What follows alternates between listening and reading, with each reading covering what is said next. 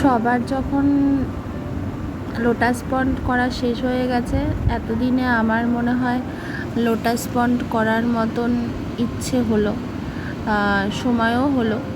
সময় পাইনি, সত্যি কদিন ধরে খুব ব্যস্ত ছিলাম। অনেক দিন ধরে করার ইচ্ছা ছিল। এটা করেছি আসলে আমার কাছে একটা জিনিস ছিল, সেটা ফেলে দেবো, নষ্ট হবে, সেইটা ভেবেই করা। তো প্রথম বলি, এইটা হচ্ছে একটা বার্থডে কেকের চৌকো, একটা ওই পাতলা প্লাইগুলোরা দেয় না, সেইগুলো।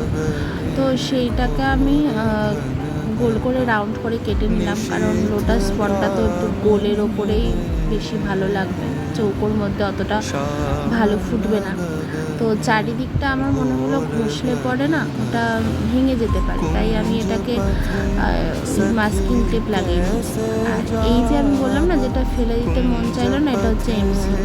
তো এমসিলের একটা কাজ করেছিলাম, তো এমসিলটা নষ্ট হয়ে যাবে, শক্ত হয়ে যাবে, তা ওটা দিয়েই আমি এগুলোকে বানিয়ে নিয়েছি, এই পদ্ম লোটাসের পাতা।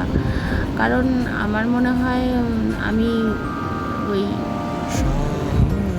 ক্লের কাজ একদমই করতে পারি না, কারণ ক্লে দিয়ে কাজ করার মতন আমি এর আগে 2-1বার চেষ্টা করেছি, সেগুলো একদমই ফেল হয়েছে।